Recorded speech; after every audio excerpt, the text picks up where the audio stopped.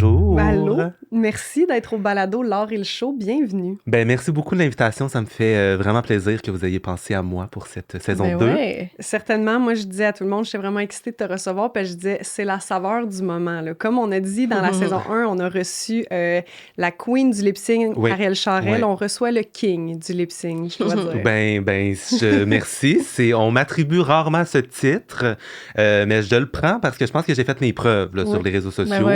Et j'adore Ariel, là. Mais vous avez fait un truc ensemble, j'ai vu passer les Oui, vidéos. c'est ça, exactement. Fallait que ce crossover se fasse parce que, à un moment donné, les gens étaient comme tu copies l'autre. Puis là, j'étais comme non, il n'y a pas de chicane ici, puis on va pas essayer d'en créer. Puis je me suis dit, je vais juste y écrire parce que je l'avais déjà croisé. Puis de là est né 2 vidéos qu'on a faites que je pense que les gens ont beaucoup apprécié parce que les gens nous associent ensemble sans qu'on se soit jamais vraiment présentés ensemble sur les réseaux. Mais je pense que les gens ont aimé.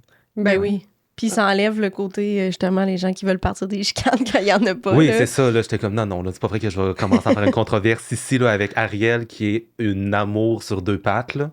Fait que voilà, mais je suis vraiment content que ce titre me soit attribué aujourd'hui par vous deux. Parlant de titres, au balado, on aime laisser les artistes se présenter parce qu'on est curieux de savoir tous les chapeaux ou les titres que tu utilises en ce moment dans ta vie, si tu avais à te décrire comme humain, artiste. Ouais, c'est sûr que le chapeau principal en ce moment que je me mettrais, c'est celui de créateur de contenu. Mais je trouve qu'en 2026, une des beautés de faire de l'art en 2026, c'est qu'on peut s'attribuer plusieurs chapeaux, chose qu'on pouvait peut-être moins se permettre il y a quelques années. C'est moins mal vu d'être jury. Là. Exact. Il y a quelques années, un humoriste, ça reste un humoriste. Puis un animateur, c'est un animateur. Aujourd'hui, un humoriste va animer un gala, un chanteur va animer à la télé. Ça se mélange, puis je trouve ça le fun parce que moi, ce qui m'excite de ce milieu-là, c'est de pouvoir toucher un petit peu à tout. J'ai un background en danse, chose qui fait un petit peu partie... chose qui est un petit peu derrière moi aujourd'hui, parce que la création de contenu a pris beaucoup de place. La musique aussi, ça m'intéresse beaucoup. Pas l'instrument. Moi, je suis pas capable de jouer d'instrument, mais la voix. J'aime beaucoup chanter. L'animation, c'est quelque chose que je vais expérimenter. L'humour, sans dire que je suis humoriste. Je m'attribue pas du tout ce titre-là, mais j'en conviens que tout ce que je crée est teinté d'humour. Fait que c'est sûr que je veux que ma carrière soit guidée par l'humour d'une façon ou d'une autre. Fait que c'est ça. Je jongle avec plusieurs balles en ce moment, mais je dirais que créateur de contenu, c'est le chapeau que je m'attribuerais en premier. Puis après, peut-être genre animateur riche, quelqu'un qui fait rire ish, puis ancien danseur, genre, ouais. OK. Voilà. Il y a beaucoup de matière dans ce que t'as dit. Exact. Mais avant de plonger, on dirait, dans ton parcours puis ta carrière, on a toujours des petites questions brise-glace pour savoir d'où tu viens par rapport à la culture québécoise puis t'en es aujourd'hui. Fait qu'on a 3 petites questions pour toi. Tu les piges puis tu deviens animateur. OK. Tu lis et tu réponds. Parfait. Alors, il y en a 3? Vous en choisissez 3? OK. Merveilleux. Alors, on part. J'adore la culture québécoise. D'ailleurs, si vous avez vu mon contenu, je suis pas mal calé là-dedans. Oui. L'art et la culture québécoise avaient quelle place dans ta famille en grandissant? Une grande place. Puis je pense que ça partait de moi. Très jeune, j'ai eu un intérêt envers tout ce qui touchait aux arts, notamment plus la télévision. J'ai tout le temps eu un grand intérêt pour les émissions d'ici, les artistes d'ici. Mes parents me mettaient rarement des émissions faites à l'international. Ce qui jouait en background, c'était surtout des émissions d'ici. Ce qui m'a donné une curiosité à aller voir c'est qui ces acteurs-là, ces animateurs-là, de où ça vient, de c'est quoi leur background. Même musicalement aussi, j'écoutais beaucoup d'artistes québécois. C'est sûr que j'ai écouté des artistes à l'international, mais encore aujourd'hui, je dirais que mettons, ma playlist là, se contribue beaucoup de 60%, mettons, international, mais un bon 40% de québécois, puis je suis quand même fier de le dire, parce que les personnes de mon âge, ma génération, je trouve qu'on se penche un peu moins sur les artistes musicaux québécois, puis alors qu'on n'a rien à envier aux États-Unis. C'est sûr que je prends les États-Unis, mais ou ailleurs dans le monde. Je suis quand même curieuse, on dirait, je suis mitigée entre si t'es un millennial ou un Gen Z, parce que t'es un grand nostalgique, puis culture québécoise, il y a une partie de ça qui est associée beaucoup aux millénials. Fait que je suis curieuse. Veux-tu nous dévoiler ton âge? Oui, j'ai 23 ans. OK, t'es plus jeune que je pensais. Oui, j'ai 23 ans. C'est vrai que c'est surprenant pour ta génération d'être autant attaché, surtout à la télé, là, parce que tu parles quand même souvent des émissions de Canal Vie, de Vrac TV. On dirait qu'on associe ça d'un fois plus à le monde qui ont 30 ans aujourd'hui. C'est vrai que j'étais en train de me dire qu'on avait le même âge, fait que j'étais comme... Mais je pense que de cœur et de tête, j'ai le même âge, là, que je sais pas, vous êtes dans la trentaine? Moi, j'ai 34, OK. Mais je pense que, comme mentalement, je pense que je suis là. Physiquement, j'ai 23 ans, mais mentalement, je suis comme déjà dans ma trentaine. Moi, je suis nostalgique d'une époque que j'ai pas vécue, là. C'est ça. Genre, Star Academy 2003, moi, j'étais en train de marcher, je commençais à faire mes premiers pas. T'as à peine connu Musique Plus, quand même. Mais c'est ça. Mais je suis complètement nostalgique de cette époque-là, mais j'ai même pas écouté VG Recherché. Mais j'aurais adoré grandir, puis évoluer, puis écouter ce genre de trucs-là en étant pleinement conscient. Malheureusement, j'écoutais d'autres choses. Mais est-ce que tu as grand frère, grande sœur pour t'avoir? Je suis enfant unique. OK, fait que c'était vraiment la curiosité, c'était vraiment au cœur de ta personnalité quand même. Vraiment. Puis encore aujourd'hui, j'ai cette curiosité-là de regarder les nouvelles émissions qui se font, mais j'ai encore un grand sentiment d'attachement envers tout ce qui se faisait avant. Fait que c'est pas rare que je réécoute des émissions que j'ai écoutées il y a 10 ans, il y a 5 ans, pour raviver cette flamme nostalgique-là, parce que je trouve que la nostalgie, c'est la place la plus sécurisante où est-ce qu'on peut être. Moi aussi, j'adore. Fait que tu dois faire partie des gens vraiment heureux comme moi que Méchants changements reviennent. Oui, ben là je trouve qu'il y a plein d'affaires là, qui se passent nostalgiquement parlant. Là, c'est quoi l'émission, là? Je sais qu'ils ont annoncé un retour là, avec Pierre Rivlard puis Chloé Deblois, que c'est une émission qui avait déjà joué avec Patrice Lécuyer, mais aussi Méchants changements, les reunions qu'ils font aussi. L'année passée, il y a eu le show de Mixmania. Tu sais, comme tout ça, moi, ça m'emballe, ça m'enchante. C'est vrai qu'on est dans un air où tout est refait, là, même les films. Oui, La Petite Vie, qui ont fait un remake, un gars, une fille. En tout cas, je suis complètement emballée. Fait que l'art et la culture québécoise avaient une grande place dans ma famille quand j'étais jeune, mais je pense que c'était moi qui l'initiais plus que mes parents. Très cool. Voilà. On est fiers de toi. Mais est-ce que tu as vu l'impact de ta curiosité sur tes parents? Pas tant. Ben, je les forçais beaucoup là, à l'écouter. Là, j'étais comme, c'est vraiment ça qui va jouer. Mais en même temps, je pense qu'ils étaient contents parce qu'au lieu de les plugger, mettons, devant des dessins animés ou devant des émissions un peu plus jeunesse, ben moi, j'ai plugué devant Virginie, mettons, ou J'entre en vie, ou mettons ces affaires-là, ou des quiz. Écoutiez-vous La Fureur en famille? J'ai jamais écouté La Fureur. OK. Fait que moi, je suis hype à chaque année que ça revient, mais je connais pas le hype de quand que ça jouait le vendredi soir. Okay. Le samedi, vendredi soir? Vendredi, je pense. Vendredi soir. Mais je suis complètement hype. Là. À chaque fois que c'est annoncé que ça revient dans le temps des fêtes, là, je suis complètement excité. Mais j'ai jamais écouté La Fureur. OK. Voilà. Mais j'ai une passion Véronique Cloutier. Prochaine chanson, ta chanson franco go-to au karaoké. Moi, quand je vais au karaoké, je chante pas. C'est vrai? Non, j'aime pas ça chanter. On dirait que j'aurais mis ma main au feu de l'inverse. Je sais pas pourquoi. Là. Mais moi aussi, je l'ai choisi, puis je me suis dit, il aime les micros. Mais je chante. Oui, ça m'arrive de chanter, mais il faut vraiment que je sois comme vraiment dans un état là, comme poussé par une certaine alcool. Là. Ou sinon, il faut vraiment que je sois comme entouré de personnes qui me font sentir comme un safe space. Parce que je serai jamais le premier à proposer une tourne ou à sauter sur la scène pour aller chanter. Puis je suis pas celui qui va me plugger à un groupe pour aller faire des blowés en arrière. Mais ma chanson francophone, Go-To... Si t'avais à chanter à tue-tête de bord dans ton char, là, mettons karaoké dans ton auto. Ben, ces temps-ci, je trippe bien raide sur « Je m'en veux » de Mélanie Renaud. Ah, mon Dieu! C'est niché. C'est sûr que si je la pull up à un karaoké... Mais c'est sûr que si je la pull up dans un karaoké, là, l'énergie va vraiment redescendre. Puis là, je vais m'excuser beaucoup parce que j'aurais vraiment pu choisir un J'irai où tu iras ou quelque chose qui fait lever le party ces soirées-là. Mais non, je m'en veux, je l'aime beaucoup. Sous une pluie d'étoiles de Cindy Daniel, ces temps-ci, je l'aime beaucoup. Genre époque rock détente, là, un peu. Full. Tout le répertoire d'Annie Villeneuve. Grand fan d'Annie Villeneuve. Puis Céline, ben ça dépend vraiment. Je sais pas pour que tu m'aimes encore si tu faisais d'aimer grand bangers de ma part. La discographie complète de Marie-Mé, c'est sûr qu'on n'y passe pas, mais pas les plus populaires. Mentir, amène-moi, c'est pas mon truc. Okay. Moi, je suis plus de type chanson pour hier et demain, de type ses derniers albums aussi, différents. Moi, c'est les grandes balades mélancoliques de femmes, là, j'adore. La nostalgie, même dans la chanson. Ah, vraiment. Mais surtout dans ma chanson, tu regardes ma playlist, c'est tout en bas de 2013-2012, puis ça se situe pas mal dans ces années-là. Là. Ouais. Vous, mettons, c'est quoi votre tune go-to?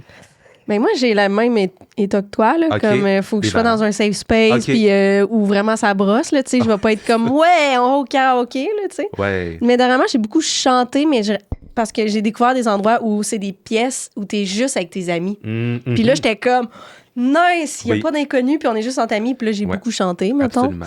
Mais moi, c'est des tunes comme des cowboys. OK. Ouais, des cowboys fringants, ouais, cowboys fringants, là, tu sais, la Chaque à Hector, là. OK. Ou du Lisa Leblanc, là. Tu sais, faut pas que ça soit trop aigu, là, j'arrive pas. Des fois, il y a des tunes que...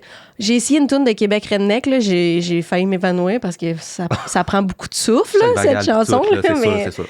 Ouais, c'est plus ça ma vibe. Okay. Moi, je suis un peu comme toi. Je suis plus de. Je suis pas très karaoké. Là. En fait, je crie plus que je chante. Oui. J'ai quand même la gêne là, de pas du micro, pas de parler. Je serais une bonne animatrice de karaoké, mais de chanter, j'ai pas beaucoup de compétences. Toi, tu présentes les participants, mais exactement. S'il faut pousser la note, ça sera pas possible. Mais sinon, mon répertoire de karaoké, c'est pas mal Entre l'ombre et la lumière de Marie-Carmen. Ah, ben, Seigneur, qu'elle rentre dedans. Tous les cris, les SOS, là, dans Salut. J'aimerais juste mentionner, avant de passer à la prochaine question, tout le répertoire de Guylaine Tanguay. Moi, je suis un grand fan de Guylaine Tanguay. Je sais pas si vous la connaissez. Oui, mais je pourrais pas te dire. C'est quoi? C'est-tu celle qui a gagné? Non, ben c'est ça. Juste avant qu'on ouvre les micros, tu disais pas être une grande fan de country. Oui, c'est ça. Elle, c'est la reine du country. Fait que peut-être que c'est moins oui, je viens de mettre un visage sur cette personne. Ouais, fait que cheveux courts, blonds, là, je l'adore. Elle swing, là, mais je l'adore, là, puis mon Dieu, qu'elle chante bien. Et quand tout ça sera fini d'Annie Villeneuve. Mais c'est ça, Annie Villeneuve, j'ai une grande passion, là, je l'aime de A à Z. Mais ça, c'est une question. Honnêtement, on aurait pu passer le podcast complet là-dessus. Là, vraiment, comme il y aurait vraiment pu, mais bon, il faut passer à d'autres choses. Que penses-tu de la représentativité et de la place de la diversité dans le contenu culturel québécois? Oui, parce que, en fait, j'ai pensé de poser cette question-là parce que si je me souviens bien, quand Occupation Double a fini, j'ai cru voir un post de toi, il me semble, dans une story Instagram où tu avais marqué si vous saviez à quel point ça fait du bien de voir une personne d'origine asiatique gagner Occupation Double, quelque chose comme ça. Là, je ne vais pas déformer tes propos. Puis là, je me suis dit, ah ouais, je suis quand même curieuse, maintenant que je sais aussi que tu es un Gen Z, puis que c'est quand même le sujet de l'heure, que beaucoup de jeunes disent.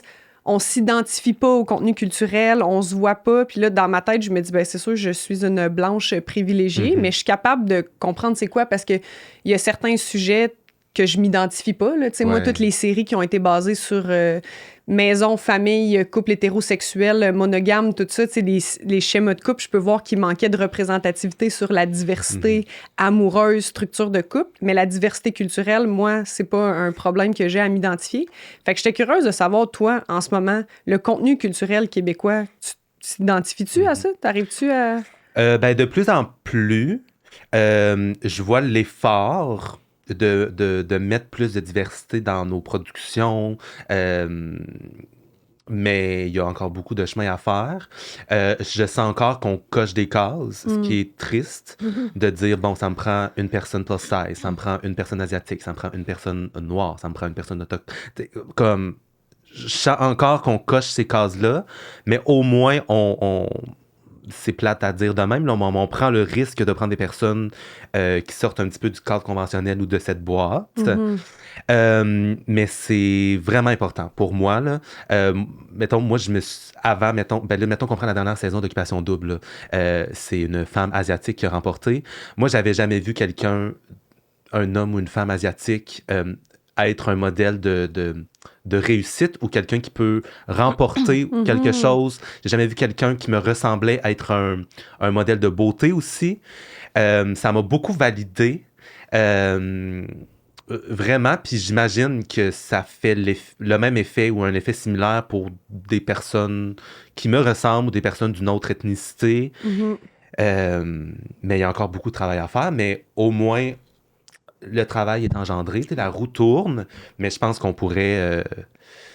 j'ai hâte qu'on mette cette diversité-là sans l'accuser ou sans qu'on en fasse un grand, comme un grand débat ou un grand discours, que ça soit juste comme là, que c'est correct. Il y a certains, je pense... minorités qui sont de plus en plus mis de l'avant sans que ça devienne ça le sujet principal. J'ai l'impression qu'avec tout ce qui est l'homosexualité, thank God, rendu en 2026, mais je trouve qu'il y a de plus en plus de personnages dans les séries, puis c'est pas un big deal, ou c'est pas à propos de ça. Puis le personnage aussi, je pense qu'on a une plus grande ouverture que l'homosexualité mettons, un homme homosexuel, ce n'est pas qu'une chose. Là. Tu peux autant peser 300 livres, avoir des tatous puis aimer le rock que vouloir te maquiller puis porter des talons hauts. Là. Il y a un spectre là, aussi. Je pense qu'on commence à comprendre que les gens sont pluriels puis c'est pas juste une chose. Même chose avec la nationalité, que t'as pas besoin de... Il y a quand même des gens de couleur noire qui sont nés au Québec. Là. À un moment donné, il ne faudrait pas toujours les mettre avec le... Oui, il y a des gens qui ont encore leur accent, dépendamment de leur éducation, mais je pense qu'on ouvre un peu plus, on reste moins dans le cadre. Là. Absolument, absolument. Mais je trouve qu'au Québec, ce travail-là est engendré. On regarde les téléréalités parce que je trouve que les téléréalités, c'est un beau produit pour voir ce genre de diversité-là. C'est une micro-société là, qu'on représente. Je trouve ça le fun, qu'on regarde le casting d'un Big Brother, d'un Occupation Double, de n'importe quoi. C'est le fun parce qu'il y a comme tout type de personnes. Oui, on peut sentir qu'on coche des cases, mais au moins, c'est pas juste... Il y a un début de quelque chose. Oui, c'est ça, exactement. Mais j'ai trouvé ça touchant. En tout cas, je voulais te le dire comme message parce que pour beaucoup de gens, comme Occupation Double, c'est un grand divertissement, un grand succès de la télé-réalité, puis c'est le fun à regarder, mais je pense pas que... Il y a tellement mis d'emphase... Il y avait tellement d'emphase qui a été mis sur haïr Arnaud, comme pas vouloir que ce couple-là gagne, mais pour d'autres personnes, ça veut tellement dire plus que ça. Exact. Je trouvais ça le fun que tu le nommes, que ça soit juste comme, hey, pour moi, là, c'est pas mal plus que juste Arnaud et Lauriane, les individus, là, ça représente toute autre chose. Là. Je le savais que c'est pas eux qui allaient le mentionner, puis je vais pas me lancer des fleurs là, avec le geste que j'ai fait parce que c'était vraiment sur le coup de l'émotion. J'étais comme, oh mon Dieu, mais t'es comme moi, j'y ai pensé toute la saison. Moi, je rootais pour elle parce que j'étais comme, ça va faire un changement. Mais probablement que c'était dans l'esprit de personne. Là, personne l'avait vu de cette façon-là, cette victoire-là. Mais je me suis dit, faut que j'en parle parce que, surtout la représentativité de personnes asiatiques. Nommez-moi, mettons, une fiction ici au Québec ou un artiste asiatique qui a eu un premier rôle ou qui a été la tête d'affiche de quelque chose ici, moi, j'en connais pas vraiment. À part Kim Thuy, là. C'était ça mon réflexe, de dire Kim Thuy. C'est de valeur, là, mais c'est pas mal la seule. Je sais qu'il y a une autre comédienne. Puis on doit se dire que Kim Thuy, à la base aussi, c'est une auteure. C'est comme, elle est devenue un visage connu de la TV par son écriture. Fait que c'est ça. Je voulais juste comme semer cette... c'était même pas dans le but de partir comme une grande vague de comme, bon, on en veut plus à la télévision, mais c'était juste de soulever ce fait-là parce que je pense que personne l'avait vu de cette façon-là. Puis... même elle, je pense qu'elle l'a pas nommé parce que je me souviens la première fois... là, je pourrais pas dire c'est qui, là, j'ai pas de mémoire assez bonne, mais que les gagnants, ça a été, c'était-tu juste le gars, c'était-tu Steven ou c'était un couple, puis il était comme c'est la première fois qu'il y a un noir ou afro-descendant qui gagne. Eux, il y avait des gens qui l'avaient clairement nommé. Là. J'étais comme, il y a personne qui va le soulever parce que c'était une femme asiatique. Fait que, regarde, je vais en parler. Puis finalement, cette story-là, c'était juste une story. Puis elle a vraiment beaucoup eu de... J'ai eu beaucoup de messages là, de personnes. Puis j'en parle aussi sur mes réseaux sociaux. Je veux pas en faire mon cheval de bataille, mais si je peux en parler et profiter de cette tribune-là qui me suit pour passer ce message-là, je vais le prendre, là, vraiment. Très cool. Voilà. C'est la fin des questions? Oui, c'était la dernière question brise-glace. On a bien brisé la glace. On a brisé la glace. On en a parlé tantôt, tu disais que le chapeau de danseur était peut-être un peu derrière toi. Moi, je sais que tu as étudié à l'École de danse contemporaine, tu as gradué en 2023. Oui. Fait que tu as fait tes années, on n'en a pas tant parlé dans le balado, mais en temps de pandémie, étudié en danse, étudié en art, en temps de pandémie, si tu veux, on peut aller là. Mais j'étais curieuse de savoir... Soit si tu veux parler de ta formation, comment la danse est arrivée dans ta vie, puis aujourd'hui, la place que la danse prend dans ta vie. Oui, moi j'ai commencé à danser, j'avais 12 ans. Puis c'était pas par... je voulais pas nécessairement commencer à danser. Moi, j'étais un enfant qui faisait pas grand-chose quand j'étais jeune. J'étais pas pitché dans 1001 cours. La TV québécoise. Exactement. J'étais comme, honnêtement, je préfère vraiment écouter... Puis moi, j'avais mon horaire. Là. À chaque soir, j'avais une émission. Fait que j'étais comme, c'est pas vrai que je vais aller me placer dans un cours pour manquer Virginie. Pour moi, c'était inconcevable. Fait que oui, j'ai commencé à danser à 12 ans, un petit peu contre mon gré. Puis finalement, je me suis vraiment plu. Faut dire qu'avant, je suivais des cours de chant. Puis j'ai arrêté mes cours de chant parce que je commençais à prendre des cours de danse. Mais j'adorais prendre des cours de chant. Une activité parascolaire. Exactement. Il n'y en aura pas deux, là. Sinon, ça fait des grosses semaines. Oui, puis surtout que mes cours de chant, c'était le samedi matin. Fait que ça impactait zéro mes émissions, mais j'étais comme, c'est une activité. Fait que j'ai commencé à danser, puis je me suis vraiment plu à faire ça. Mais ça restait très récréatif. Là. C'était genre 2-3 heures par semaine, puis c'est tout.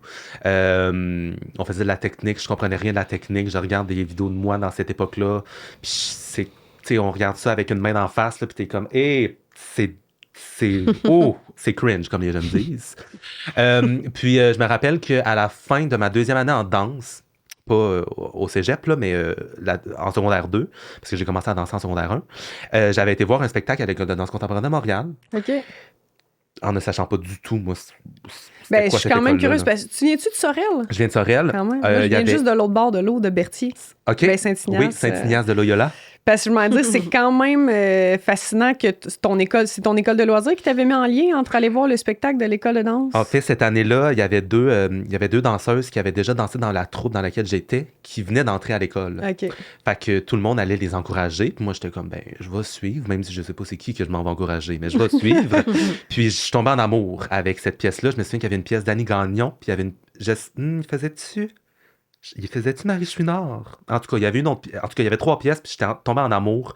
Puis je me souviens de revenir de ce show-là le vendredi soir. Puis comme dans un film, j'ai ouvert mon ordinateur, j'ai fait mes recherches sur c'est quoi cette école-là, je veux rentrer là. Puis à partir de ce jour-là, j'avais que ce programme-là en tête. Puis est-ce que tu faisais-tu de la danse contemporaine à ton école récréative? Ou oui. OK. C'était jazz, contemporain. On touchait un peu à tout. C'était moins clair dans ces années-là. Vraiment, là. Je faisais juste danser. Il n'y avait pas tant de style. Mais on faisait de la technique. Fait que moi, de secondaire 2 à secondaire 5, moi, c'était mon but, puis j'avais pas de plan B. C'est juste en arrivant en secondaire 5 que là, je me suis dit, il faut passer des auditions. C'est un programme quand même contingenté. Fait que ça se pourrait vraiment que je fasse pas partie des 20 sélectionnés. Fait que trouve-toi un plan B. J'avais trouvé des affaires, mais c'était comme art et lettres, puis là, il y avait genre sculpture, j'étais comme...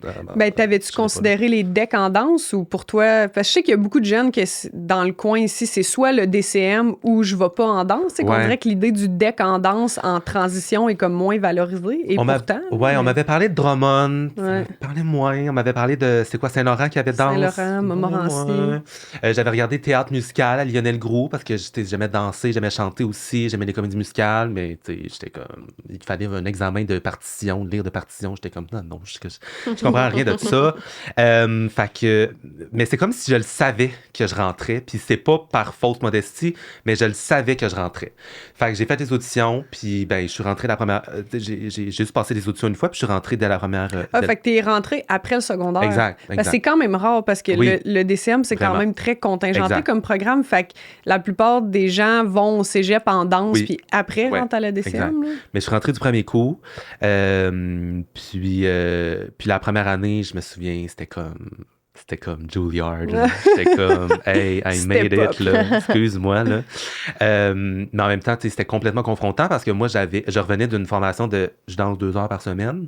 Puis là, moi, il y a du monde de France qui ont fait le conservatoire. Il y a du monde qui ont fait des cégeps, le cégep de Saint-Lô, le cégep de... pas de Drummond mon année. Mais en tout cas, c'était des personnes formées. Puis moi, j'avais pas tant de connaissances. Fait que c'était confrontant, mais j'aimais ça. J'étais un poisson dans l'eau. Puis ma première année a été interrompue par la pandémie. Puis j'ai repris comme 1 an après. Puis repartir la machine, ça a été vraiment un défi.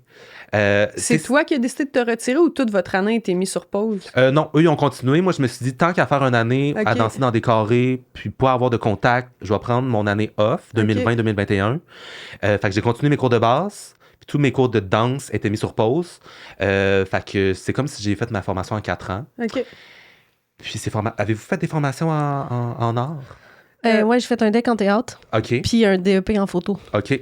Ouais. Moi, j'ai fait cégep de Drummond en danse, puis de School of Dance à Ottawa au conservatoire. Fait que... C'est très...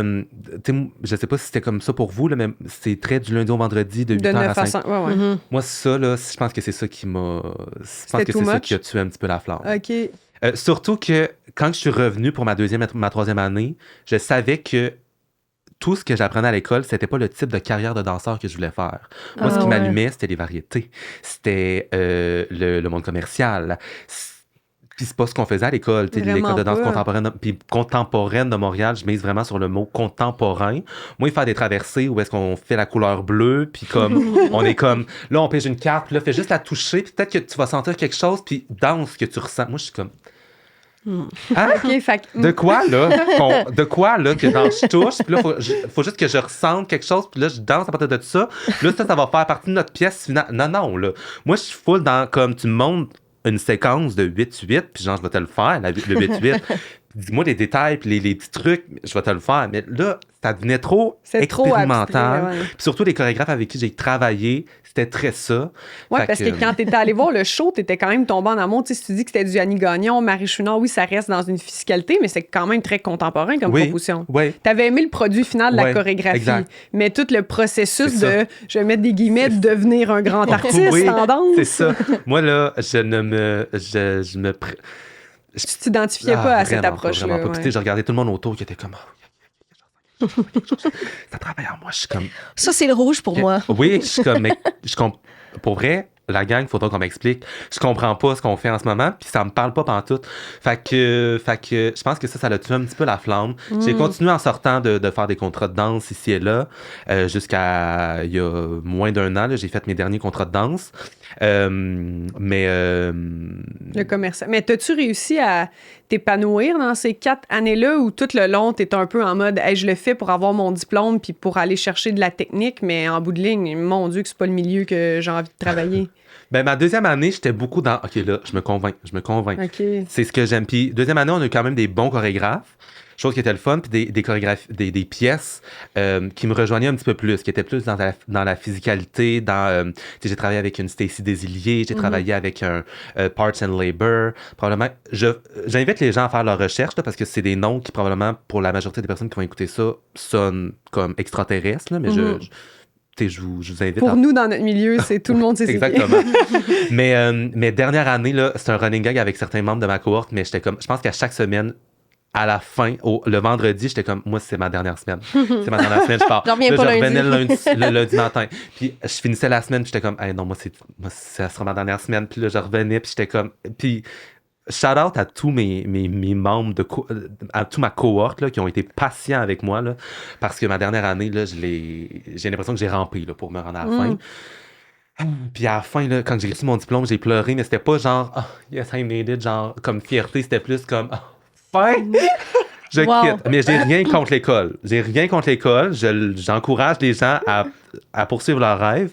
Moi, c'était moins ce qui me rejoignait. Mais c'est une bonne école. C'est super intéressant parce que moi, je suis beaucoup en contact avec les jeunes. Tu sais, j'enseigne aussi. Fait que adolescents ou même, je travaille dans des programmes de danse. Puis je dis souvent aux élèves, je suis comme, faites vos recherches, soyez curieux et magasinez votre programme. Vraiment. Parce que il n'y en a pas tant que ça, des programmes au Québec, voire au Canada en danse, mais il y en a quand même, puis des très bons. Puis on a tendance à aller vers qu'est-ce qui est populaire. Tu sais, comme le DCM, c'est la plus grande notoriété au Québec, mais je suis comme, tu sais, moi, j'ai fait Ottawa, puis en bout de ligne, je fais la même job que le monde qui ont fait Montréal. Tu sais, il y a Québec aussi. Fait que je trouve que les jeunes, des fois, vont tellement avec le hype, mais je suis comme, ouais, mais si toi, t'es plus dans la création ou plus dans l'interprétation ou t'aimes plus les écoles qui misent vers une tangente un peu plus street commercial, tu sais, il y a quand même une différence, là. Puis, tu sais, aujourd'hui, je travaille, disons, dans la compagnie de Sylvain Aymar, là. Il y a quelqu'un qui vient des États-Unis, quelqu'un qui vient du Yukon, quelqu'un qui vient d'Ottawa, quelqu'un de l'UQAM. Tu sais,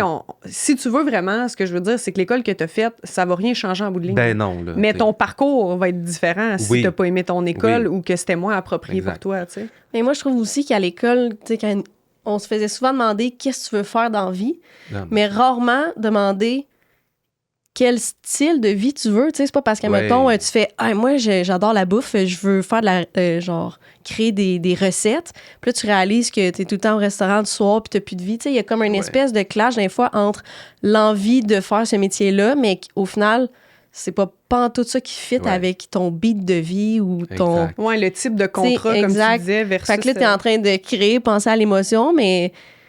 c'est pas du tout ça que t'avais envie de faire au final. Tu sais, à l'école, ils veulent former des danseurs, puis je trouvais que mais ils voulaient former un certain type de danseur, puis je trouve qu'il aurait gagné à peut-être ouvrir un petit peu plus le genre de cours qu'on a. Je demande pas d'avoir un cours à l'horaire pendant toute une session de, je sais pas moi, de hip-hop ou de breakdance ou n'importe quoi, ou n'importe quel autre style, mais juste d'avoir des classes de maître. Moi, je me souviens, à un moment donné, j'avais initié j'avais posé la question à savoir si c'était possible d'avoir comme, je sais pas moi, une matinée avec quelqu'un qui fait de la danse sociale, tu sais, juste pour avoir plus de cordes à notre arc, puis il y avait pas grande ouverture. Puis j'étais comme, mais au final, vous voulez former des danseurs ou vous voulez former des personnes qui vont rentrer dans telle compagnie, puis telle compagnie, puis c'est tout. Tu sais, je trouve que mais je reproche rien encore à l'école, là, mais je trouve ça aurait été le fun d'avoir un petit peu plus de diversité dans les cours qu'on a eus. Parce qu'on a eu des ateliers de compagnies à l'extérieur qui sont venus donner des formations une matinée, mais ça restait pas mal dans le même genre. Ça reste contemporain, moderne. Ouais. Mais ça me fait penser... Mais tu sais, moi, mon cours en photo, c'était ça. C'était vraiment... On avait des cours de portrait éclairage, des cours de photos de culinaire, des photos... Fait qu'on pouvait, dans le programme, à la fin, faire « Hey, ben moi, dans le fond... J'ai full aimé ça, le stage en impression. Je m'en vais imprimer des photos et pas, genre, être photographe de mariage, là, tu sais. Au moins, il y avait des petits inks, là, de chaque... Ben, j'ai l'impression, tu sais, puis là, c'est pas pour prêcher pour ma paroisse, mais que les decks en danse servent un peu de bon tremplin là-dedans parce que tu fais... C'est plus distingué que tu fais du ballet, tu fais du jazz, tu fais même encore du moderne, du contemporain, des ateliers de création, des ateliers d'improvisation, tandis que les formations dites plus professionnelles sont vraiment au Québec distinguées dans la danse contemporaine. Fait que si t'as pas passé par ce tremplin-là, ça se peut que tu trouves le clash entre ton école de loisirs compétitive puis la formation professionnelle un peu élevée là, sur la créativité. Christophe que oui. J'allais dire Christophe, là. Christophe Colomb. Oui, c'est ça. Mais est-ce que tu trouves qu'au final, avec la création de contenu, que tu fais qu'il y a un peu du lip-sync, très physique, il y a quand même eu un... C'est un atout d'avoir La question, dansé? c'est est-ce que j'en tire quelque chose de positif? Parce que là, depuis tout à l'heure, je suis comme... Vraiment, j'aimerais rien. Mais je trouve ça full intéressant. Mais oui, parce qu'on pense... beaucoup de monde. Ben non, puis on pense que les personnes qui ressortent de là, c'est tellement contingenté, puis c'est tellement comme c'est une école de rêve que les gens vont sortir de là, puis ils vont être épanouis, puis vont avoir les étoiles dans les yeux. Pas tout le temps. Ben oui. Qu'est-ce que je retire de cette formation aujourd'hui? Une rigueur. T'as pas le choix d'avoir une bonne rigueur, une bonne hygiène de vie. Puis ça, je le vois encore aujourd'hui.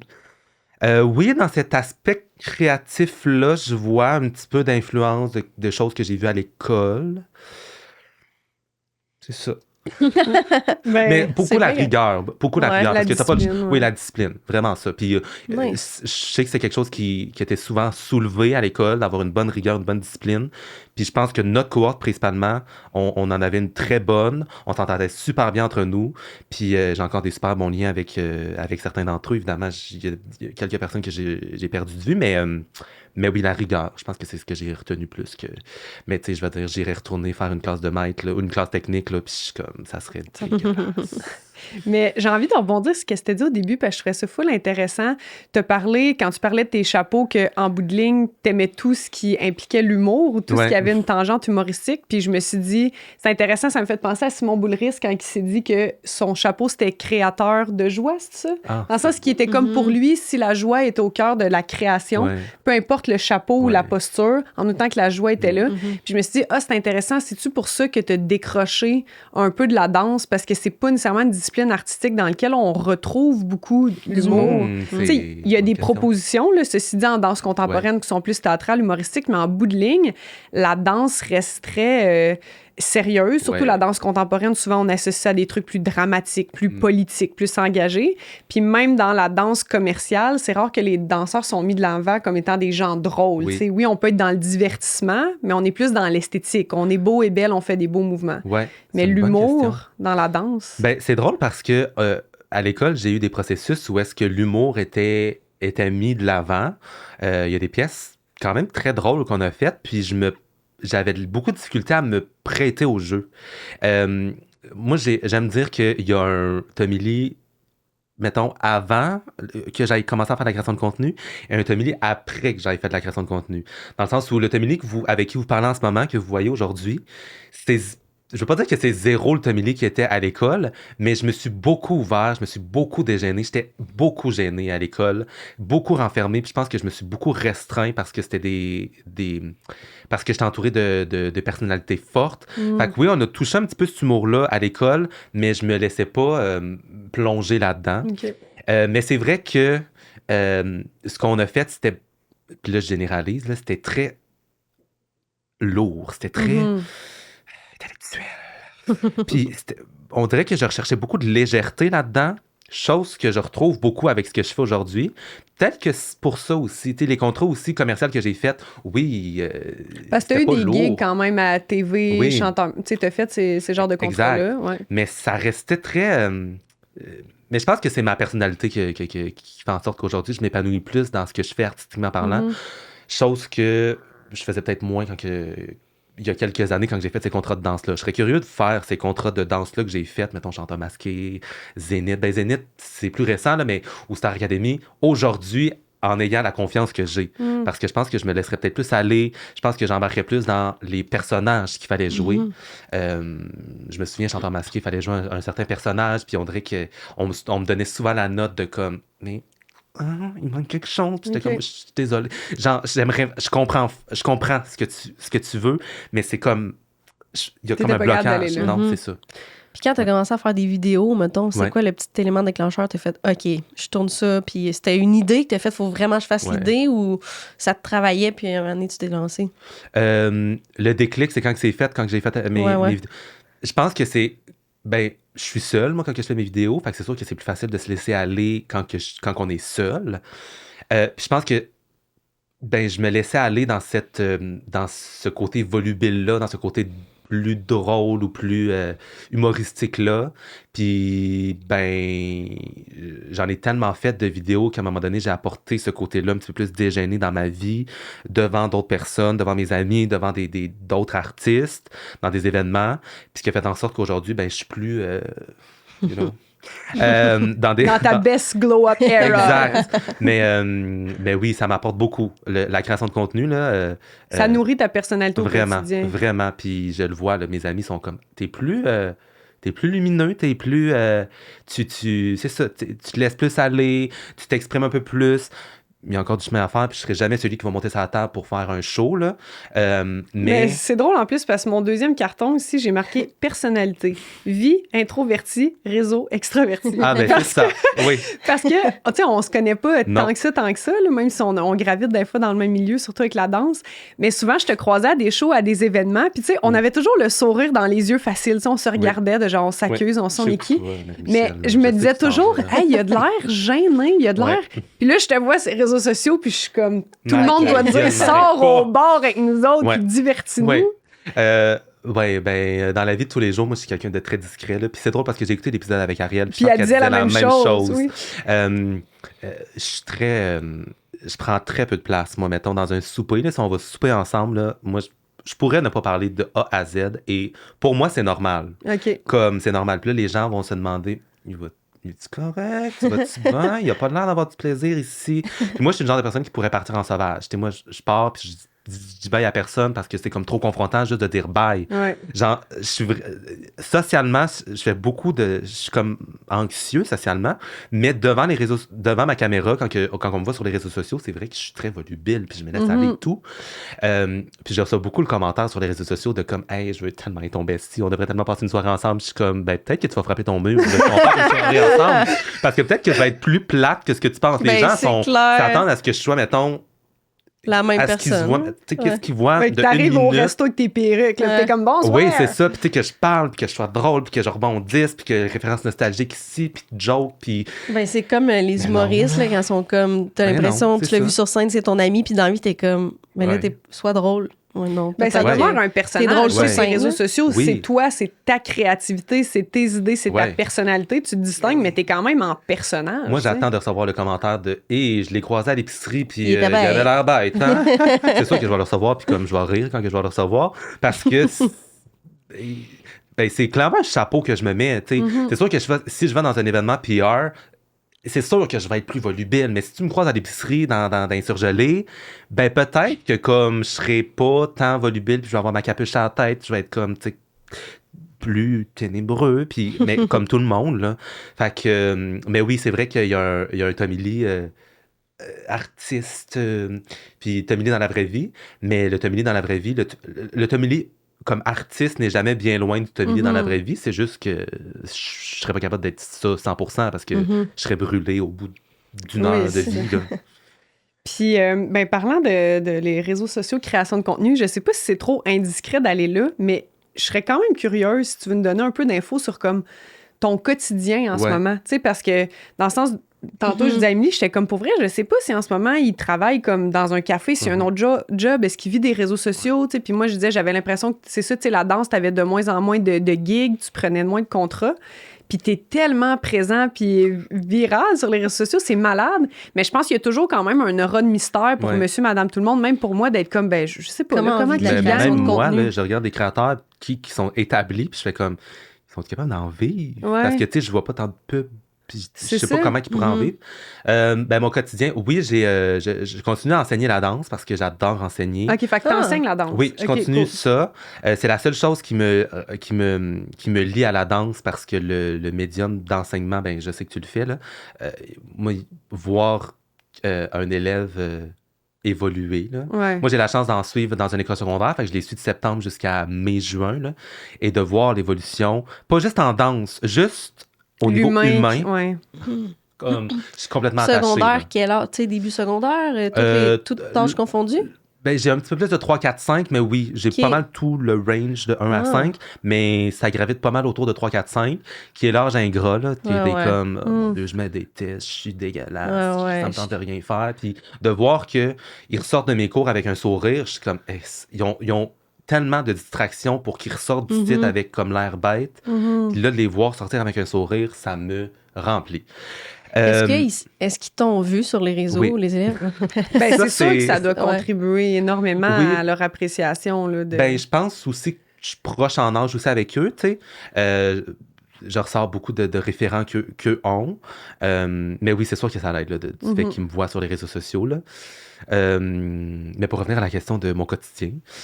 T'enseignes la danse. Oui, j'enseigne la danse, mais oui, la création de contenu prend de plus en plus de place dans ma vie, notamment depuis la fin de l'été. Là, il y a beaucoup de trucs qui bougent. C'est le fun. Il y a beaucoup de personnes qui me font confiance pour des pubs sur les réseaux sociaux. J'ai quelques apparitions ici et là. J'ai fait les vendredis au D. T'animes aussi, en vrai, parce que moi, je suis allée voir le show de Mixmania au Festival Génération, puis t'animais sur scène. Fait que oui, il y a de plus en plus de trucs. Les gens me font confiance, puis je suis vraiment reconnaissant parce que ça pourrait vraiment s'arrêter demain matin. Puis si ça s'arrête demain matin, ça aurait été de courte durée, mais au moins j'en aurais profité. Ben j'espère pas, là. Dans le sens, j'espère vraiment pas. Non, faut que t'ailles à Big Brother avant ça. Exactement. Non, faut pas parler de Big Brother ici parce que les gens vont être comme sacrément, ils en parlent encore cette année. Mais si on veut en parler vraiment, mais mettons, tu ferais Big Bro? Hein? Tu ferais Big Bro, là, si on t'invitait? Ben oui, il a fait sa vidéo. J'avais pas vu passer l'extrait. Oui, j'aimerais ça faire Big Brother un jour. J'ai fait une vidéo d'ailleurs là, au moment où est-ce qu'on enregistre, là, Big Bro vient de commencer, puis j'ai fait un prank à certaines personnes de mon entourage. Comme quoi je rentrais... OK, oui, je l'ai vu, cette vidéo-là. Voyons, je suis donc bien dans l'une. Est-ce que... je sais pas si tu veux le dire, là, mais est-ce que...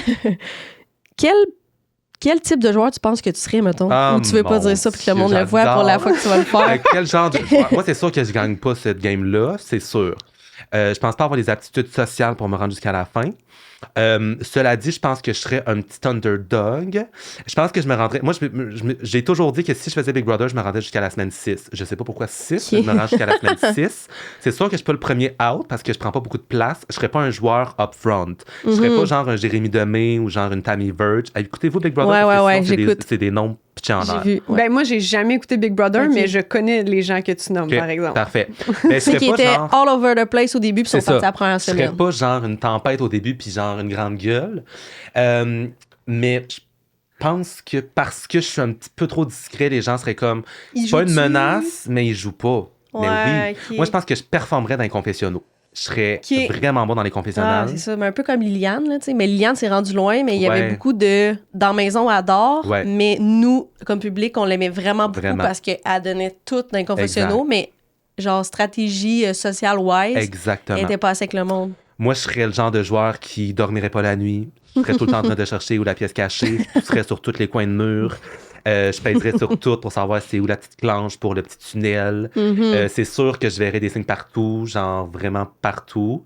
Puis je veux faire ce jeu-là parce que je veux vivre le trauma que les célébrités vivent après. C'est le petit trauma là, de genre, ça fait 3 mois que je suis enfermé dans une maison puis genre j'ai aucun accès à l'extérieur. En ce moment, là, eux autres savent même pas que Legault il a démissionné. Non. T'imagines? Puis moi, il y a quelque chose qui m'enchante là-dedans. Pas tant de savoir que Logo a démissionné, mais d'être déconnecté. Je sais qu'il y a beaucoup de personnes qui ne le font pas pour ça. Moi, c'est pour ça que je veux le faire. Le petit 3 mois d'après, téléphone. Imagine, genre, ça fait 3 mois que t'es dans une maison, pas de fenêtre. Tu peux aller sur une terrasse, mais genre grosse comme ici. Puis genre, tu sors, la semaine, là, quand tu sors, elle doit être... Et débile. Ouais. Ben, surtout dans le contexte actuel, il y a tellement d'affaires qui peuvent se passer en une semaine. Là, mais moi, je veux vivre ce trauma. Donc, pour toutes ces raisons, je veux faire Big Brother. Nice. On revient au quotidien. Fait que oui, je suis capable je suis pas capable d'en vivre à 100%, mais je t'avoue, sans rentrer dans les détails, les cachets sont très bons. Il y a des contrats qui arrivent parce que tu fais de la création de contenu. Puis des fois, ça t'arrive-tu? On dirait, j'ai pas tant une image qui me vient vite en tête, mais tu fais-tu de la pub des fois, des collabs avec des produits? Ça t'arrive aussi? Puis c'est ça qui est puis les gens, mais c'est ça, ils me contactent parce qu'ils ont vu ces sketchs-là, ils sont capables de voir le ton humoristique que je peux amener.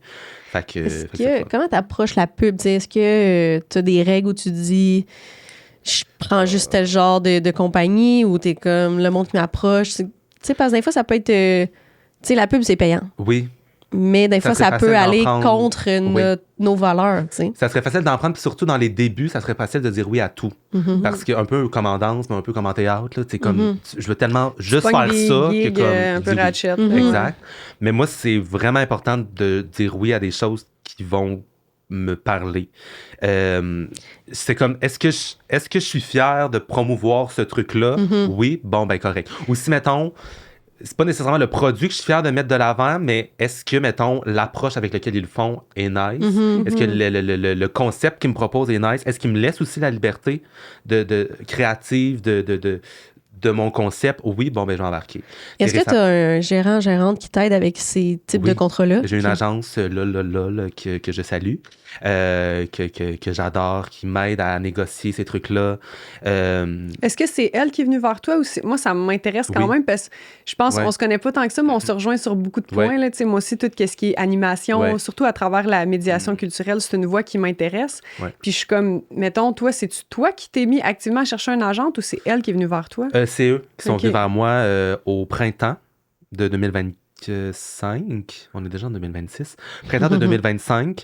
Puis j'avais décliné. Puis j'étais retourné vers eux à la fin de l'été. Décliné parce que tu n'étais pas sûr que tu voulais être représenté ou juste parce que tu ne savais pas si ça te représentait bien cette agence-là? Je travaillais avec quelqu'un d'autre, puis je ne savais pas aussi. Je me cherchais beaucoup. Puis à la fin de l'été, alors que ma relation professionnelle avec l'autre personne avec qui je travaillais s'est terminée, ben je cherchais... J'avais tout le temps eux dans le derrière de ma tête. J'étais comme... Ils représentent des super belles personnes, puis ils représentent beaucoup de personnes de la diversité sexuelle aussi. Samy Landry, ben c'est vraiment le seul nom que j'ai, mais Samy Landry, ils représentent beaucoup de personnes de la diversité, puis je trouvais ça le fun. Fait que c'est ça, puis c'est au même moment où est-ce que mes sketchs ont vraiment explosé. Fait que j'étais comme, ben c'est un bon timing. Fait que j'ai joint cette agence-là, puis je suis vraiment satisfait. C'est cool parce que dealer, là, c'est un autre art. Tu es capable d'aller c'est un art, assumer que c'est ça que tu vaux. Là, moi, là, je me souviens, première pub qui m'ont approché, ils m'avaient demandé c'était quoi mes tarifs. J'étais comme, mais quoi? Mes tarifs? Je vais pas dire le montant que j'avais donné, mais c'était vraiment là... ça n'avait pas rapport. Puis aujourd'hui, j'ai fait quelque chose de similaire, tu sais, à ce que j'ai fait en étant dans cette agence-là. Puis je regarde le cachet de cette pub-là aujourd'hui versus le tarif que je leur avais donné, mettons, il y a quelques mois. Ça n'a pas rapport. Là. Comme, moi, tout ce qui est finance, c'est ma hantise. Moi je aussi, déteste ça. Là. Je suis comme...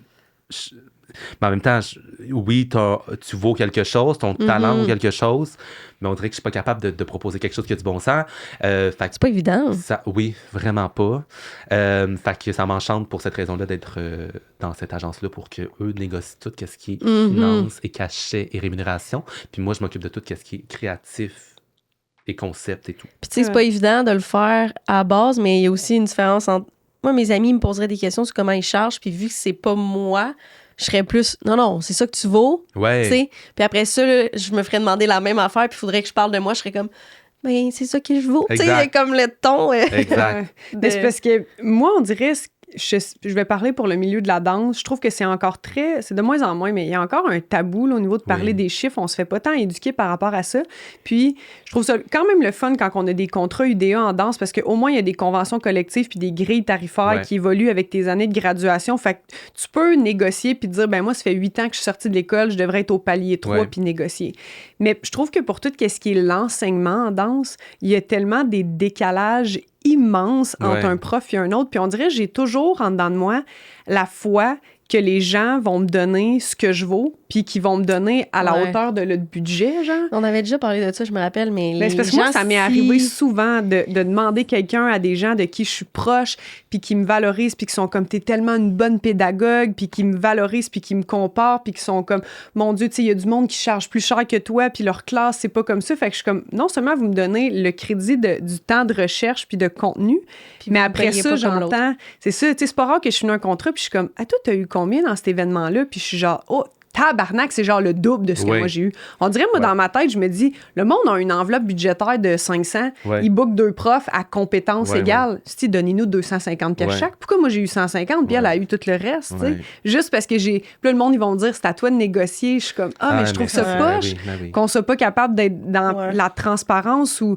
Je trouve qu'il y a des contextes, d'un fois, que si t'engages du monde qui ont gradué-ish dans les mêmes années, qui ont toute la même crédibilité de compétences pédagogiques, je suis comme, pourquoi on n'est pas toutes payées pareil? Mais c'est un peu insultant de faire dire, t'es vraiment bonne, t'as mis full d'effort, contrairement à ça, c'était meilleur, puis qui disaient ça un coup qui t'ont payé vraiment moins. Là, c'était un peu le constat, je trouvais, que dans les premières années de Révolution, que le monde qui sont sortis de Révolution, ils faisaient... Après ça, je comprends que dans le secteur privé, c'est parce qu'il y a des frais d'inscription. Là, fait que c'est sûr que s'il y a un prof qu'il y a 150 à son workshop inscription, puis l'autre, il en a 20, je peux comprendre que le tarif... Mais tu sais, le décalage de... Soudainement, moi, ça fait 10 ans que j'enseigne, j'ai pas fait Révo. Quelqu'un qui sort de Révo, qui est un incroyable danseur, mais pas du tout un pédagogue, lui, il fait des workshops d'une heure à 1500, puis moi, je suis comme... Moi, j'ai payé 100$ de l'heure. Je suis comme... Il y a trop un gap, là, ça n'a pas rapport. Là. Est-ce qu'il y a, dans la danse, où entre vous parlez un peu plus des cachets, ou ça s'en vient, ou... Oui, ben je pense qu'au niveau, personnellement, en ce moment, je trouve qu'au niveau des cachettes d'interprétation, là, quand on travaille sur des compagnies ou pour des contrats, je pense surtout quand c'est UDA, là, il y a quelque chose de transparent, tu sais, il y a des paliers, fait que tu le sais, puis oui, on se parle, je trouve de plus en plus, mettons, moi, il y a des contrats où les chorégraphes sont de plus en plus transparents, tu sais, sont comme, écoute, on n'a pas eu toutes nos subventions, mais c'est important pour nous, fait que toutes les interprètes sont payés pareil. Mais je trouve que c'est les cachets au niveau de l'enseignement et de la chorégraphie, que là, c'est très sneaky, c'est très négociation. Le monde, tu sais, mes amis profs, proches, évidemment, on se le dit. Mais c'est ça, mais pas en collègue. Non, c'est ça. Parce que, tu sais, nous, en humour, même des shows dans un bar qui n'est pas UDA, on le sait, l'autre a été payé combien parce qu'on se le demande, parce qu'on va pas, mettons, telle place, mettons, à Shawi, vont payer, mettons, 10$ la minute. Mais il faut que tout le monde soit payé 10$ la minute. C'est pas parce que moi, je payais 5$ puis l'autre 10$ la minute, mettons, et je donne des chiffres, là, mais genre, si on prend le temps de se déplacer puis qu'on réalise que les gens qui ont produit nous ont pas payé pareil, ben on va se passer le mot pour pas que ça réarrive ou pour que la personne qui est en train de produire, tout le monde sache que c'est pas une bonne personne, en guillemets, parce que elle est un peu sneaky niveau paye, là, mettons. Fait qu'on va s'arranger pour se le dire. Hey, retournez pas là, j'ai mal été payé. Ça revient à l'équivalent des contrats d'interprétation. C'est des contrats de performance. Mais de l'enseignement, ou de l'anime, dans le sens que... Il y a l'air d'avoir ça juste parce que c'est UDA, mais des shows pas UDA, on se le dit aussi. T'sais. Oui, ça aussi. Je pense qu'entre interprètes, c'est plus transparent qu'au niveau de l'enseignement. Je pense qu'en enseignement, c'est pas rare que tu es dans un studio avec quelqu'un à côté de toi puis qui t'es vraiment pas payé en même affaire. Là. C'est poche. Mais le temps file. Puis j'ai envie de revenir aussi à ta création de contenu parce que tout ça me passionne. Mettons, là, on parlait de ton horaire, ta vidéo de Céline, What's in my bag, qui est ma foi. Hey, on peut-tu parler de Céline sur TikTok? S'il vous plaît, allez voir ça. Premièrement, she's a queen. Puis elle me l'a vraiment servi sur un plateau d'argent. Dans le sens, j'ai vu ça, puis j'étais comme, ben là, ma belle. Ah oui, mais mettons, ça t'a pris combien de temps faire cette vidéo-là? C'est ça qui m'intéresse. L'histoire de cette affaire-là? Oui, la vidéo est sortie genre lundi, en début. Ah ben, là, probablement que pour vous, c'est pas lundi, là, je vous assure. Là. Je sais pas c'est quand que ça va sortir, mais clairement pas lundi. Mais en tout cas, mettons qu'on se situe dans un temps parallèle, comme temporel, bizarre. Mettons que la vidéo est sortie le lundi. Moi, j'ai posté la vidéo le mercredi. Je me souviens avoir vu la vidéo circuler parce que les personnes la republiaient beaucoup. Je me suis levé le mercredi. À 1h de l'après-midi, je me suis dit, je pourrais la faire. Fait qu'à 2h, j'avais une perruque sur la tête. À 3h, j'avais fini. À 3h, j'embarquais sur le montage. À 3h30, j'avais fini le montage. Puis à 7h, j'avais posté. Fait que c'est quand même rapide là-dedans. Mais je pense que ce qui marche lip-sync-wise, c'est de rester proche de l'actualité. J'étais comme, là, ça marche. Puis si je le poste, genre dans 2 jours, les gens, ils vont passer à d'autres choses. Ouais. Je comprends, mais moi, on dirait, je trouve que c'est vraiment un art en soi d'apprendre, là, je veux dire. Je comprends, mais comme... Mais je sais, on dirait que ça me surprend que ça t'a pris 1 heure à apprendre le texte. Il y a quand même un... Peut-être que tu connaissais déjà... Non, en fait, moi, c'est comment que je fonctionne... What's in my bag? C'est pas une toune, là. Tu peux pas connaître. Je l'ai pas vu. non, moi, comment que je fonctionne, c'est que, en fait, j'écris tout ce que eux disent, là. OK, et quand j'écris. Ouais. Parle-nous du processus d'écriture. Exactement. Ouais, donc, moi, j'écris tout. Bon, c'est sûr que, mettons, Occupation Double, c'est plus difficile parce que c'était beaucoup de... Ouais, ce que là, je pense que c'est vraiment ça. T'es comme articulé là, pour me donner un petit peu de jus, un petit peu plus de facilité à vous lip-syncer. Mais généralement, j'écris tout ce qu'ils disent, mais vraiment, là, ils s'en fâchent, puis je vais l'écrire. Là. Okay. Mettons que je dis genre... Ça, je vais écrire. Ouais. Mettons que je dis genre okay. Je vais tout écrire ça de même. Puis ce que je fais surtout, c'est que j'y vais beaucoup par séquence. Fait que je vais faire un chunk de 3 phrases, puis là, je vais le filmer. Après, je vais changer l'angle de caméra, je vais faire un autre chunk de 2 phrases. Fait que je le filme rarement de A à Z, ce qui m'aide beaucoup, parce que je serais pas capable de Tu filmes-tu juste ça avec ton sel? Ouais. Puis t'as-tu un gros setup genre de trépied micro? C'est très low-key ton affaire? J'ai mon trépied que je trimballe sous tous mes angles. J'ai encore beaucoup de plaisir à essayer de trouver des angles bizarres, différents, pour me renouveler, parce que je reste vraiment dans le même environnement. Puis je pense que c'est ce qui fait son charme de ces lip-syncs-là. C'est que ça soit fait un petit peu par les moyens du bord. Si je me mets à le faire dans un studio, les gens vont être comme... Ouais. Est-ce que quand tu fais ton chunk de 3 phrases, t'es comme, tu le fais plein de fois, puis tu prends la meilleure take? Oui, vraiment. Souvent, c'est la dernière take que je... Fait que, mettons, ça m'aide à, mettons, quand que je regarde tous les fichiers que j'ai, je prends tout le temps la dernière. Mais oui, ça m'arrive de reprendre beaucoup. J'ai une vidéo en tête que ça m'a tellement pris... Je pense que ça m'a pris 6 heures à faire, puis 6 heures, là. Je suis comme... on peut faire des affaires en 6 heures, là. C'est la vidéo de... Vous irez voir... C'est la vidéo où est-ce que Jimmy, d'Occupation Double, annonce à Judith qu'il est danseur au 281. Ce qui m'a vraiment pris du temps, c'est qu'il marmonne de A à Z. Ouais, il est comme... Ouais, mais c'est comme... C'est ça. Et c'est tellement compliqué de doubler du marmonnage. Fait que... mais tu sais, Céline, c'est facile. Elle est full éloquente. Elle articule super bien. Puis c'était facile, cette vidéo-là, parce que c'est plein de petits clips, même dans la vidéo originale. C'est pas elle qui parle de A à Z. Fait que... Puis c'est sûr, mettons, quand tu fais ces vidéos-là, s'ils sont pas associés à un contrat ou à une pub, concrètement, t'es pas payé. Non. C'est ça, c'est vraiment... Non, mais c'est par pur plaisir. Mais c'est ça qui fait... Mais le monter, les gens t'appellent. C'est ça qui fait que Véronique Cloutier commente tes posts. Mais ça, là, on en parlait juste avant, mais comme... oui, je vois l'impact sur TikTok. TikTok, c'est plus les jeunes qui me voient. Puis je trouve ça le fun parce que c'est des jeunes qui ont probablement pas les référents là, que des lip-sync. Mais regarde ça. Tu les éduques quand même, t'amènes. La dinde noire, eux, ils savent pas c'est quoi. Là. Quand j'ai fait le lip-sync de La Fureur, ils savent pas c'est quoi La Fureur. Même Céline, je pense Mixmania, ça dépend des générations. Mais sur Instagram, c'est vraiment... Il y a beaucoup de personnes du milieu, comme les blue check, là, comme on dit, là, les petits certifiés. Là. Puis j'ai tout le temps un petit vertige quand que je vois qu'une Véronique Cloutier like mes trucs, qu'une Marie-Mé a liké mes vidéos quand que je l'ai faites. Ton vidéo de radio de lip-sync a attiré beaucoup d'interactions aussi, là, et la je ne m'attendais pas du tout à ça. Je m'attendais pas du tout à ça. Moi, j'étais comme, en plus, c'est de la radio. Les gens ont peut-être, c'est pas filmé, fait que les gens ont pas le référent, tu sais. Mais c'est une des vidéos qui a le plus fonctionné. Mais je me pince tout le temps, puis Véro. Honnêtement, on pourrait vraiment parler de Véro en long et en large, là, parce que j'ai une passion Véro, mais tu sais, je vois ces personnes-là interagir avec mon contenu, puis ils pourraient faire d'autres choses. Là. Ils pourraient comme ne pas... Tu sais, comme juste le voir, liker, puis on to the next, mais ils prennent le temps de commenter et d'interagir, puis ça me fait vraiment... c'est une belle petite tape dans le dos de voir que le milieu le voit. Est-ce que... J'allais dire, est-ce que quand tu fais tes vidéos, puis tout le temps que tu passes sur tes vidéos, puis est-ce que tu réussis à décrocher aussi de l'Internet? Est-ce que tu es du genre après avoir partagé que l'Internet fasse partie de ta vie un peu trop? Ou... C'est quoi comment tu gères par jour? Moi, chaque dimanche, j'essaie de être loin de mon cellulaire à 9h, parce que à 9h, il y a le temps d'écran qui te pop dans le truc, puis t'as pas le choix de le regarder. Mais moi, je m'assure tout le temps que mon cellulaire est comme vraiment loin de moi pour pas le voir. Ça, c'est quelque chose que je parle beaucoup. Là. J'ai un ami en ce moment avec qui je fais beaucoup de vidéos. Je le salue, Christophe. Oui, il est blond. Il est français, non? Belge. Belge, oui.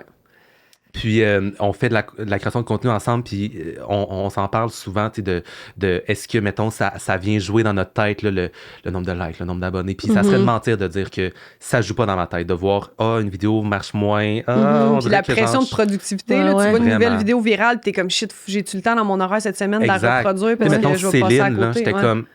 Je me suis bloqué du temps, mais si j'avais eu de quoi, j'aurais été vraiment fru là, de pas pouvoir sauter sur l'opportunité de le faire. Mais oui, je suis malheureusement accro à mon cellulaire. Puis, notamment depuis les derniers jours, il y a quelque chose, là, on dirait que je me sens aspiré par mon téléphone. T'sais. Je fais aussi partie de la génération où est-ce que je suis né avec ça, là, comme au bout de mon bras. Mais oui, je suis obsédé par... pas tant par le nombre de likes ou l'interaction de la vidéo, mais je suis juste tout le temps... Là, il faut que je fasse quelque chose. Faut que je crée. Faut que je crée une nouvelle vidéo sur TikTok. Faut que je crée une nouvelle vidéo sur Instagram. Faut tout le temps qu'il y ait quelque chose. Fait que c'est ça qui vient jouer beaucoup dans ma tête. Vraiment, vraiment, vraiment beaucoup. Ouais.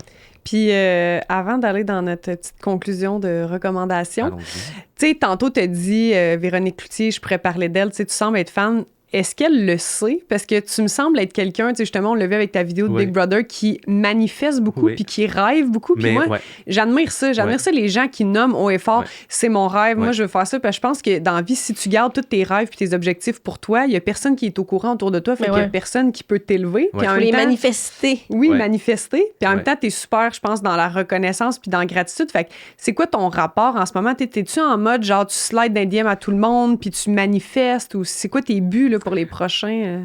Ça, c'est vraiment quelque chose que je veux pas me lancer tant de fleurs, mais ça, je vais me lancer des fleurs pour ça, pour le manifester, parce qu'à plusieurs reprises, j'ai les manifesté, puis ça s'est passé. Le show de Mixmania, ils ont pas pensé à moi, c'est moi qui ai été vers eux, puis finalement, j'ai réussi à l'animer. Fait que t'as vraiment écrit, puis t'étais comme moi, d'animer ce show-là, je pense que j'ai les compétences, ça serait mon rêve, je serais prêt. Exact, puis, ça s'est fait, puis là, ben, ça s'est fait parce qu'il y a eu aussi une annulation, mais reste que si je les avais pas approchés, probablement qu'ils n'auraient jamais pensé à moi. Il y a eu d'autres choses qui sont passées comme ça, puis ça, je me le donne, là, de manifester des trucs.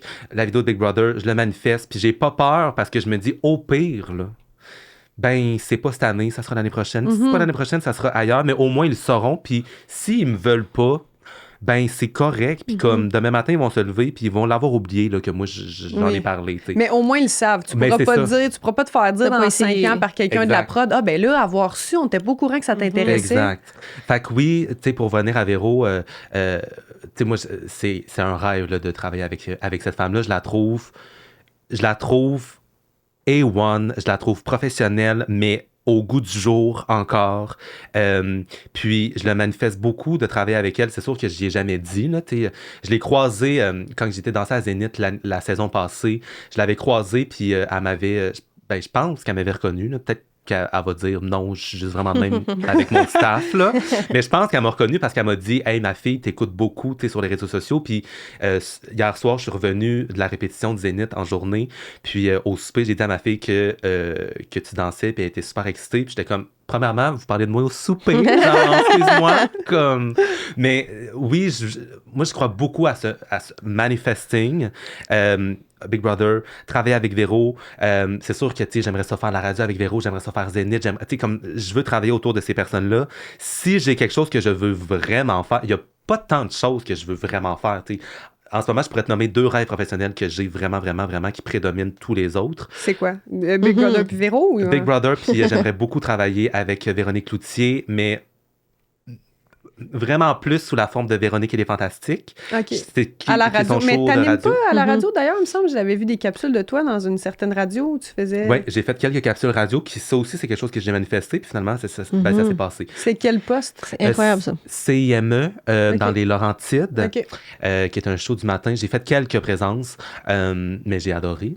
Fait que c'est ça. Mais c'est les deux choses que je manifeste beaucoup, puis je me dis, ben, à le manifester de même, ça peut pas ne pas arriver. Puis si ça se passe pas sous la forme que je veux, ça va se passer sous une autre forme, mais au moins ça va se passer, puis je l'aurais voulu. Puis la journée où est-ce que je vais le vouloir, je vis tellement dans la gratitude 24 heures sur 24 que j'ai aucun doute que je vais être dans la gratitude, que je vais être dans j'en profite. Ouais. C'est vraiment bien de penser de même parce que, comme on disait, des fois les gens ils pensent juste pas, puis le fait de leur dire sont « Ah ben oui, crime, j'avais pas pensé », mais c'est quelque chose de très positif aussi d'être dans la gratitude puis de enjoy ça. Fait que bravo à toi, j'adore. Mais Véro, imagine si je mais souvent, on met cet extrait-là, en fait, dans notre... Véro, mais comme vraiment tout ce qu'elle fait. Moi, je suis 100% d'accord avec toi, le grande fan de Véronique. Je la trouve incroyable. Elle est au goût du jour, malgré le fait qu'elle est dans la cinquantaine. Elle s'entoure de personnes de différentes générations pour faire un clin d'œil à son show, là, Zénith, qui est littéralement un show de génération, mais est professionnelle, t'ouvres ta télévision, est là, puis tu le sais que peu importe qu'est-ce qui se passe, on est en contrôle, puis on est en sécurité, puis peu importe qu'est-ce qui se passe, moi, je peux écouter ça, là, comme... en ayant la paix d'esprit que tout va bien se dérouler. Le feu a pogné au plafond au Saint-Denis, elle était capable de gérer la gang.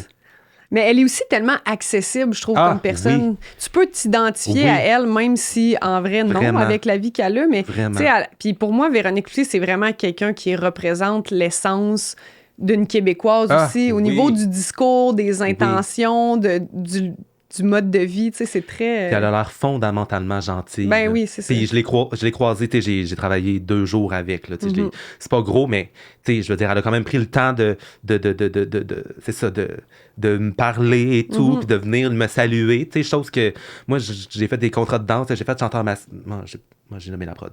En tout cas, bref, j'ai fait des contrats de danse, là, où est-ce qu'il y a des grosses mascottes qui chantent, là, tu sais, mettons. Puis les gens voulaient même pas savoir c'était quoi mon nom, ils savaient même pas c'était quoi mon nom. Puis je suis partie, puis j'étais comme, mais il me semble que c'est la base. Mais ouais, d'être au courant d'avec qui tu travailles. Exact. Mais des fois, comme danseur, moi, je gravite pas tant dans le milieu commercial, mais t'es un peu vu comme des accessoires pour un décor, là. Il y a pas beaucoup de reconnaissance. Ça, je trouve ça tellement weird, là, parce que pour que le show existe, ça prend tout le monde y met du sien. Ah, puis il y a bien des shows, puis des galops, des émissions, on enlève les danseurs, puis ça vole pas haut, là, artistiquement. Exact. Mais même aussi, là, de jaser avec le tech, là, qui fait qu'il y a de l'éclairage, là, qui a l'air un peu en background, puis personne ne sait son nom, il dit moi, salut. Moi, je me suis replaté au tournage, puis je suis intéressé par tout, parce que je me dis, toutes les personnes qui sont ici, là, dans le building, contribuent à ce que le show soit en ondes. Si tu enlèves cette personne-là, probablement que le show va être en ondes, mais peut-être que les gens vont remarquer qu'il y a quelque chose. Fait comme...